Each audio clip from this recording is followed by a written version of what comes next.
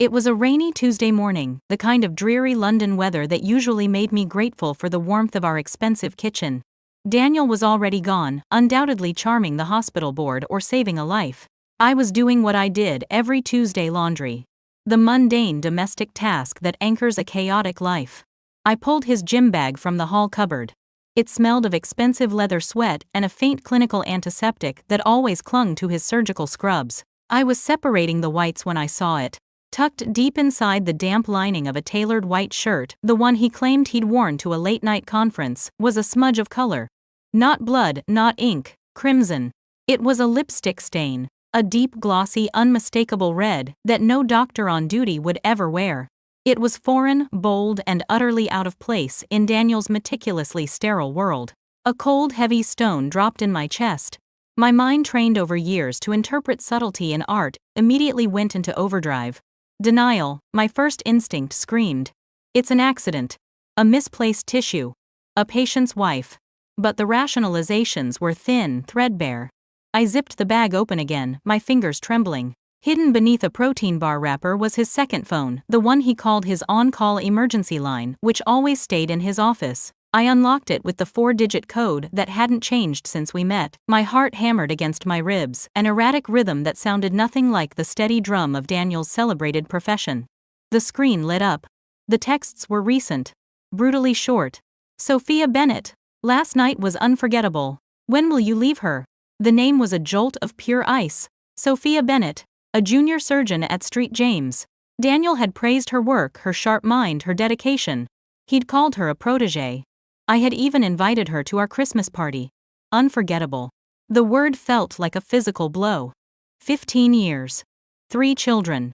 1,000 shared secrets. Reduced to a casual, unforgettable night.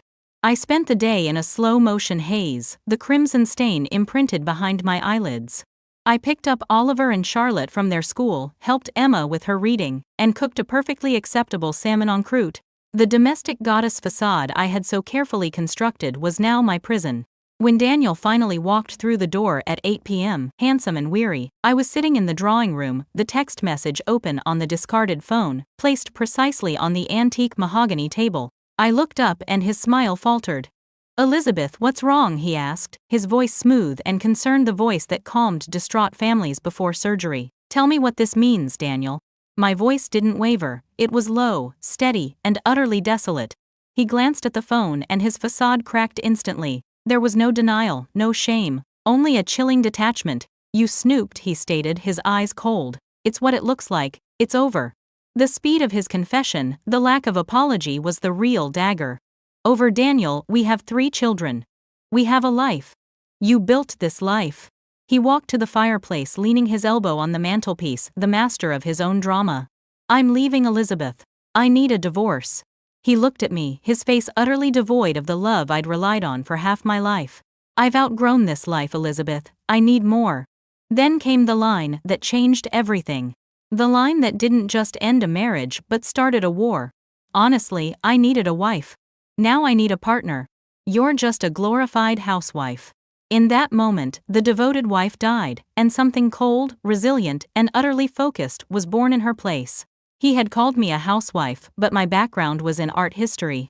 I was trained to look at a surface and then look through it to find the hidden meaning, the forgery, the truth beneath the varnish. I refused the quiet retreat my mother and sister urged.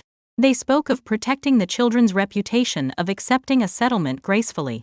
But I wasn't fighting for money. I was fighting for the truth of my life. I hired Eleanor Price, a formidable London divorce barrister known as the Ice Queen. Her first piece of advice: "We don't just divide assets, Elizabeth. We find out how those assets were created." The investigation had begun. Eleanor was a machine cutting through Daniel's attempts at obfuscation like a laser. She initiated the forensic audit, and a week later, the first anomaly surfaced. Thameside Ventures Eleanor announced over a tense meeting at her sleek Canary Wharf office, tapping a screen. A shell company.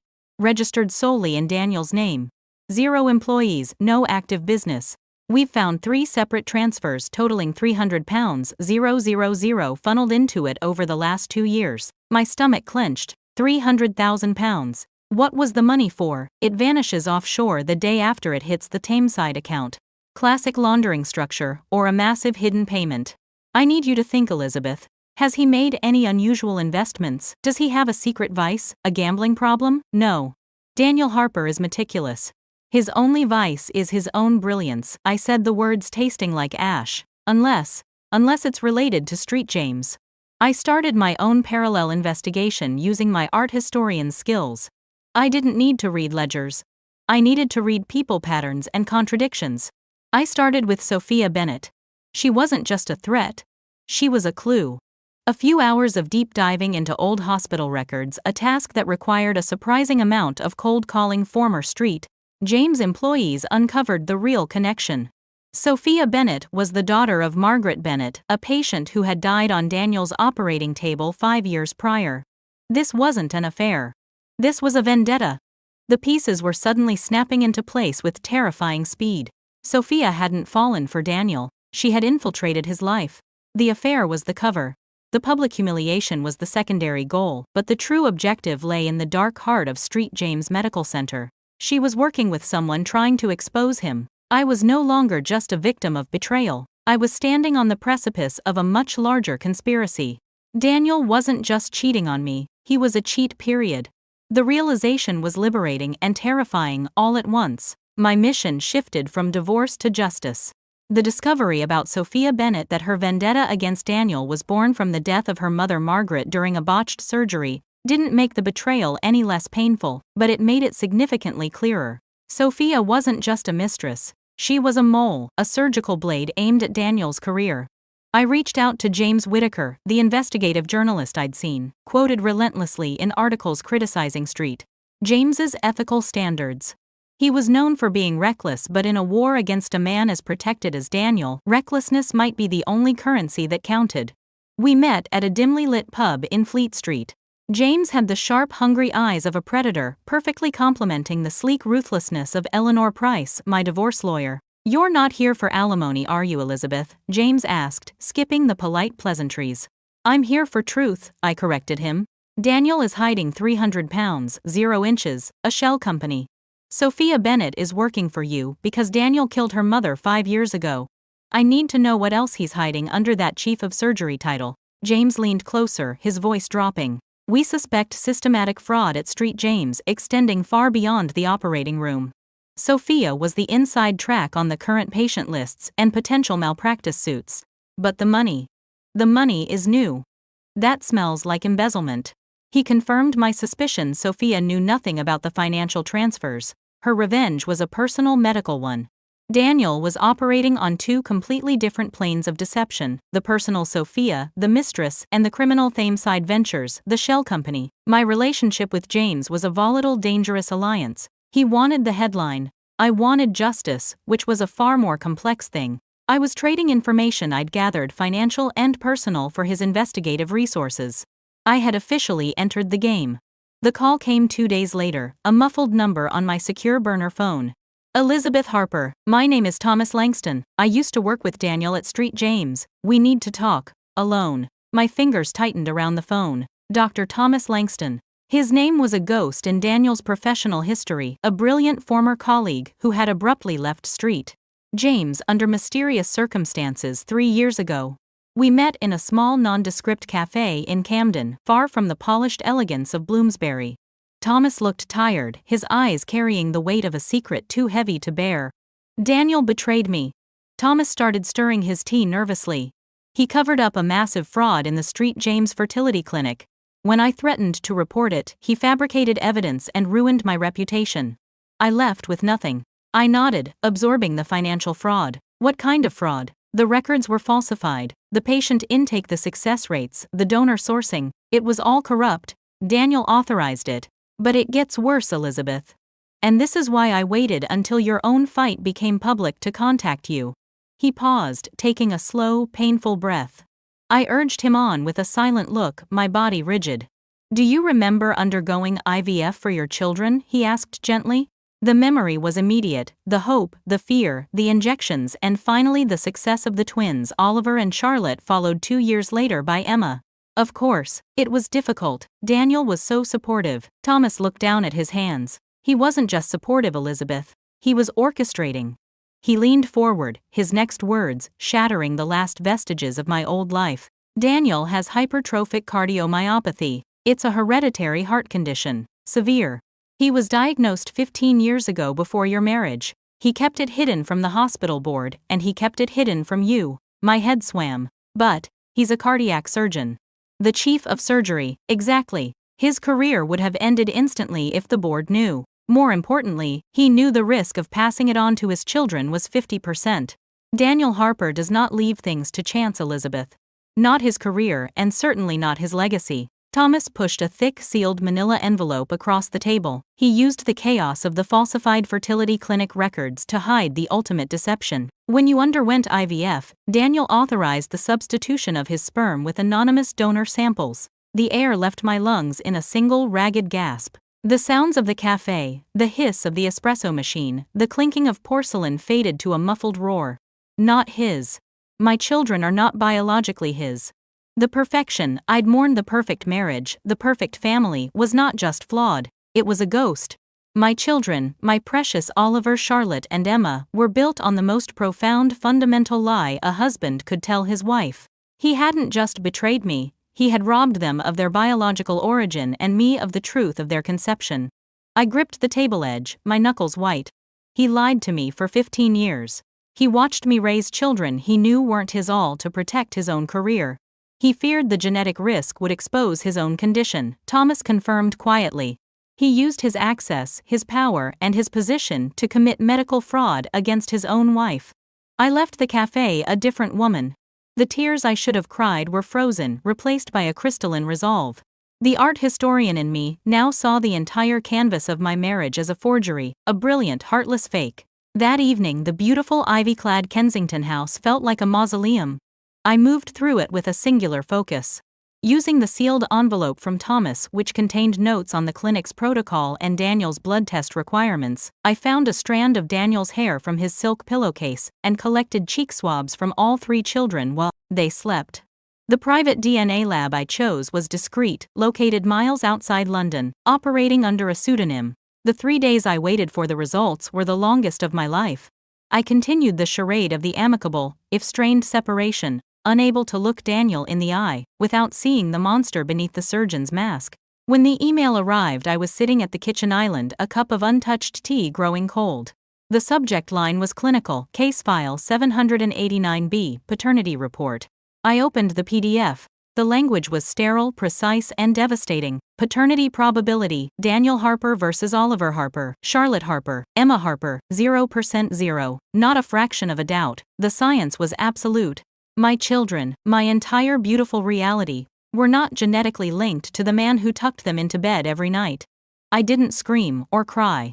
I felt a seismic shift, a deep-seated change in the very fiber of my being. The trust was gone, annihilated. But the pain fueled something stronger, a furious, unwavering drive for justice that transcended the simple bitterness of a divorce. Daniel had leveraged his medical power against me and our children. Now I would use the truth to dismantle his life. As I grappled with how to present this shattering evidence to Eleanor and James, another piece of Daniel's dark history emerged thanks to James Whittaker's diligent research. Laura Cavendish, a former patient. She contacted me directly, an unlisted number lighting up my phone. Laura was raw, angry, and wounded literally. Daniel's botched spinal surgery had left her permanently disabled and confined to a wheelchair. He tried to pay me off, Laura spat during our call, her voice trembling with fury. A non-disclosure agreement. Said it was an unforeseen complication. I have the real hospital notes, Elizabeth. Proof that he was negligent. He rushed the procedure to get to a board meeting. She was a key witness, a living testament to Daniel's professional callousness. But her involvement was a ticking clock. I need to give them to you, Laura insisted. But I need to hurt him first. I've been sending him messages, Elizabeth, telling him I know what he is. I knew then that Laura's thirst for vengeance made her dangerously volatile. She was alerting Daniel, escalating the risk before I was ready. We need to meet quietly, I urged. Do not engage with him again. We arranged to meet near the Serpentine in Hyde Park, a crowded public space. I drove there, the folder containing the DNA results, and Thomas Langston's notes sitting on the passenger seat. My hands gripped the wheel tighter than necessary. I was just 5 minutes from the rendezvous point, turning onto a less trafficked side road bordering the park when it happened. A black nondescript saloon car driving far too fast swerved violently toward my lane. I slammed the brakes, the car skidding on the wet tarmac tires, squealing in protest. The other driver didn't brake. They actually accelerated, passing within inches of my bumper before screeching away. My heart was pounding a frantic animal beat. I pulled over shaking, leaning my head against the steering wheel. That wasn't an accident. It was a clear, chilling message. Daniel knew I was digging deeper than the divorce. He knew I was talking to witnesses. And now I realized the full, terrifying weight of the truth. I was no longer just seeking justice. I was in danger. The knowledge that Daniel was willing to employ violence against me, the mother of his children, solidified my resolve. The gloves were off. I was ready to use everything I had: the financial fraud, Sophia's revenge plot, Laura's testimony, and the devastating 0% paternity report to end him. The near-miss crash near Hyde Park shattered any lingering doubt. Daniel was not just a narcissist. He was a desperate criminal willing to use intimidation, perhaps worse. I understood then that I couldn't confront him from the safe distance of a divorce lawyer's office. I needed to move in silence, using his own arrogance against him. I went straight to James Whittaker. I presented the DNA results, the clinical damning 0% paternity probability, along with Thomas Langston's sealed notes detailing the fertility clinic fraud and Daniel's hidden hypertrophic cardiomyopathy. James, the cynical journalist, was stunned into silence. "This isn't a story, Elizabeth," he breathed, eyes wide with the magnitude of the lie. "This is an earthquake. He defrauded dozens, maybe hundreds of families. This is a front-page exposé that will bring down the entire hospital's fertility department." We broadened our alliance, bringing in Marcus Reed, an investigator from the Serious Fraud Office (SFO). Marcus was cautious, methodical, and precisely what we needed to counterbalance James's recklessness and my raw emotion. "The IVF fraud is medical battery and malpractice on a monumental scale," Marcus explained. "But the financial fraud, the £300,000 funneled through Thameside Ventures, allows the SFO to step in immediately. We need Daniel to confirm on record that he knew what he did. My mission: get Daniel on tape." I was an art historian, not a spy, but Betrayal had made me meticulous. I secured a tiny state-of-the-art recorder small enough to be hidden in the clasp of my watch, and planned my final quiet confrontation with Daniel in the sterile neutrality of our kitchen. I chose a Friday night. The children were at my sister's house, a rare arrangement that gave me the necessary window of opportunity. Daniel came home still radiating that effortless authority, oblivious to the fact that his gilded cage was about to collapse. I poured him a glass of his favorite single malt scotch, a gesture of faux peace. "I know about the IVF, Daniel," I said, my voice barely a whisper, yet utterly steady. The recorder was running. He froze his hand halfway to the glass. His eyes narrowed, searching my face for the usual signs of hysteria or pain. When he found only cold certainty, a flicker of panic crossed his features, quickly masked by anger. "You have no idea what you're talking about, Elizabeth. You're being ridiculous. I have the DNA results, Daniel. 0%. Oliver, Charlotte, Emma. They are not biologically yours. And I know why. Hypertrophic cardiomyopathy. You were terrified of exposing your genetic secret, so you used anonymous sperm to save your reputation and your career." He slammed his glass down. "It was a rational decision, a calculation. Do you think I could risk passing that genetic time bomb to my children? I protected them. I protected my family name." His confession was the sound of pure self-serving logic. He hadn't done it for me. He had done it to preserve his own perfect image. "The substitution, the falsified records, the fraud at the clinic. Did you authorize it?" I pressed, my heart hammering against the tiny microphone. He scoffed, taking a long, defiant sip of scotch. "Of course I authorized it. I was the chief of surgery. I oversaw the process. You think I'd trust someone else with my future?" Got him. I mentally marked the timestamp. The recording was clean. It confirmed the fraud, his awareness of his condition, and his chilling rationalization for robbing our children of their truth. I immediately uploaded the file to a secured cloud server accessible only by Eleanor, James, and Marcus. The final piece of the puzzle was Sophia. She was still Daniel's current distraction, but her revenge was still only half-formed. She was hunting the hunter, but she hadn't realized her target was a much larger, darker beast. I met her in a private conference room at Eleanor's office, far from the hospital. When Sophia saw me, her face tightened, expecting the hysterical wife. I didn't offer anger, I offered the truth. I simply slid the folder containing the DNA results and Thomas Langston's report across the table to her. Your mother deserved justice, Sophia. She deserved better than a cover-up. I began using the only shared ground we had. But your mother's death was a symptom of his arrogance. The disease is his systematic fraud. Sophia read the paternity report first, her eyes wide, then scanned the documents describing Daniel's secret genetic condition and the IVF substitution. He used anonymous sperm. For his own children, she whispered, the color draining from her face. He used his power as a surgeon to deceive the woman who bore his children, just as he used his authority to cover up your mother's death, I stated. You were trying to expose a mistake. I am exposing a monster. Sophia was stunned. Her calculated revenge plot, the affair, the hospital leak suddenly, seemed small, almost naive in the face of Daniel's deeper crime. She wasn't an assassin, she was just another victim of his manipulation. When she looked up, the hatred for me was gone, replaced by a devastating recognition of shared betrayal. What do you need me to do? She asked, her voice low and determined. The date was set for the Takedown Street, James's annual gala, at the Savoy Hotel. Daniel was scheduled to receive the Physician of the Year award, the ultimate tribute to his perfectly fabricated career.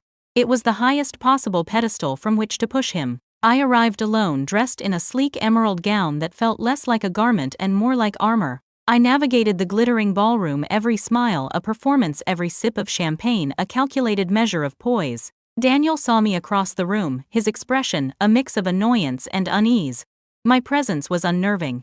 It signaled I was still fighting, but the stillness of my battle was unsettling to him. The lights dimmed. The fanfare began. Daniel took the stage, handsome, confident, bathed in the blinding light of false admiration. He delivered his acceptance speech, all humble gratitude and self-congratulation, about the sanctity of medicine, and the trust between doctor and patient. The hypocrisy was nauseating. As he reached his crescendo, the doors at the back of the ballroom burst open. It wasn't a sudden explosion, it was the slow, inevitable tidal wave of truth. James Whittaker, accompanied by a phalanx of photographers and broadcast news teams, stormed the room. The blinding flashes of the cameras drowned out Daniel's voice. Simultaneously, the large screens meant for the video tribute switched. Instead of images of smiling patients, a headline flashed. Exclusive Chief Surgeon's Decades of Fraud. The Fertility Lie. The audio from my recorded confession, slightly muffled but unmistakable, began to play. I authorized it. I was terrified of exposing my genetic time bomb. Chaos erupted. People gasped, whispering turned to shouting. The TV cameras zeroed in on the stage. Before Daniel could flee, Marcus Reed and two SFO agents, impeccably dressed but clearly identified, stepped up onto the stage. Marcus presented the hospital board chairman with the evidence folder. The falsified IVF records the transfer details of Thameside Ventures, and copies of Laura Cavendish's patient testimony. Dr. Daniel Harper, we are initiating an investigation into medical fraud, embezzlement and ethical violations, Marcus stated, his voice calm and amplified. Daniel's face, moments before radiating pride, contorted into pure helpless rage. He shoved the chairman aside, desperately trying to escape the lights and the cameras. He scrambled off the stage and pushed through the stunned crowd of London's elite reporters, shouting questions that followed him like hungry dogs. The moment he stepped outside the Savoy, surrounded by a waiting police presence, his arm was seized. The iconic entrance of the hotel, normally a symbol of luxury, became the stage for his humiliation. Daniel Harper's arrest was broadcast live on BBC News. Hours later, the dust had settled, replaced by a stunned silence across the city. I was at a quiet Mayfair restaurant, far from the chaos, nursing a drink that finally tasted like relief. Sophia walked in. She looked exhausted, but the look in her eyes was one of clear, quiet understanding. I handed her a final envelope. Inside were the details of her mother's death, and the true unredacted records of Daniel's negligence, secured before the records were fully seized by the SFO. Your mother deserved justice, I repeated, meeting her gaze. It wasn't a perfect victory, Sophia, but it was truth. Sophia closed her eyes, clutching the envelope. He told me you were soft, that you'd crumble. He never saw the curator in you, the one who looks past the gilded frame to find the forgery. She looked up, a ghost of a surgeon's ruthlessness in her eyes. My revenge was blinded by grief, yours was built on love. We were both betrayed, I conceded. We just chose different paths to fight back. The shared pain had forged an unexpected powerful bond. The rivalry was over. The alliance was cemented. Daniel Harper had created two of his own fiercest adversaries.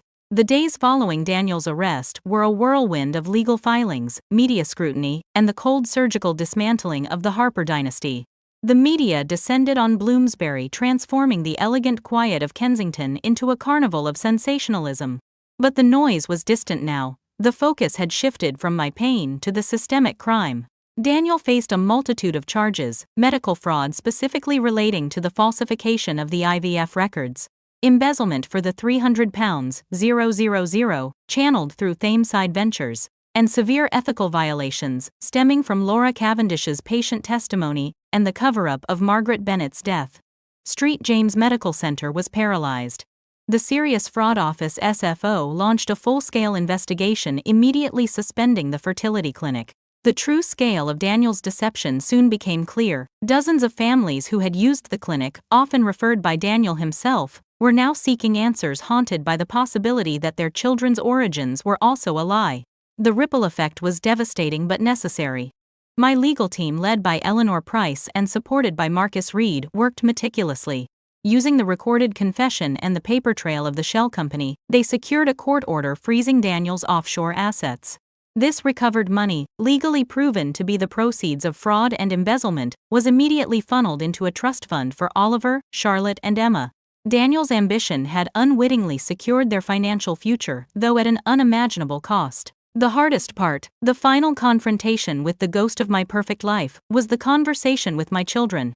They were resilient, but they were not naive. 12-year-old twins Oliver and Charlotte knew their father was gone, and 8-year-old Emma missed his boisterous presence. The news had been everywhere. I waited until the initial media frenzy subsided, choosing a quiet Sunday afternoon in the garden, the one space in the Kensington house that still felt authentically mine. I sat them down on the stone bench beneath the old climbing rose, the scent thick and sweet. I looked into their faces, a beautiful blend of my resilience and a mysterious biological heritage. "I need to tell you something important," I began, my hands holding theirs. "Your father, Daniel. He kept a secret about his health a long time ago. He had a heart condition that he worried about passing on." I chose my words carefully, avoiding the clinical language of substitution. I spoke of love, choice, and truth. "When I was trying to have you years ago, Daniel was scared. He made a terrible selfish decision to use a donor so that you would be healthy and strong. It means that while Daniel is the man who raised you and he will always be a part of your story, he is not your biological father." Charlotte's eyes widened while Oliver's face was unreadable. Little Emma just hugged my side. "But are we still Harpers?" she whispered. I pulled them close, the tears finally freely coming not from grief but from an overwhelming rush of fierce protective love. "You are mine no matter what, and always have been," I affirmed, kissing the tops of their heads. "We are the Harper family, and we are built on love and truth, not on DNA. The secret is over. Our truth is messy and real, but it is entirely our own." The children asked questions, sometimes confused, sometimes deeply reflective, but they held on to the one constant, my unwavering love. The illusion was gone, replaced by a love that was stronger because it survived the destruction of everything else. As Daniel's public trial began, a protracted, humiliating process, I began to build. The energy I had poured into charity teas and maintaining the perfect wife image was now channeled into advocacy. I reunited with Dr. Thomas Langston. The man whose career Daniel had tried to ruin was exactly the ethical anchor St. James and the medical community needed. Together we co-chaired a new medical ethics council. Our mission was transparency, particularly in the opaque world of reproductive medicine.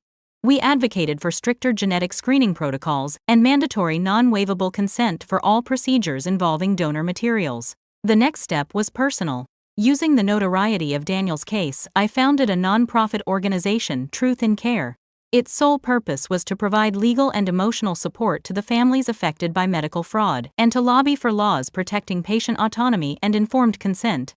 It quickly drew international attention. One cold morning in February, I stood on a stage in a large convention hall in Geneva, delivering a keynote address on the crisis of trust in fertility medicine. As I finished speaking, not as Elizabeth Harper the victim, but as the founder of Truth in Care, I was joined by a surprise guest. She had lost her job, her medical reputation tarnished by her connection to Daniel, but she had fought hard to regain her license.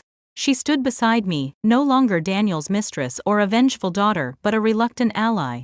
We spoke together, two women from radically different worlds, whose bond was forged in the shared pain of betrayal, and the shared resolve to ensure such deception never happened again. He taught us both how much we could lose, Sophia said, her voice clear. Now we teach others how much they can save. The story of Elizabeth and Sophia, the betrayed wife and the avenging mistress joining forces, became the face of the organization. Months later, the Kensington house was sold. It was too heavy with the ghost of the lie. I moved with my children to a smaller, sunnier townhome in the very heart of Bloomsbury, the district where Daniel had executed his dazzling career and his dark secrets. Daniel was eventually convicted of multiple counts of fraud and ethical misconduct, facing a prison sentence that matched the severity of his calculated crimes.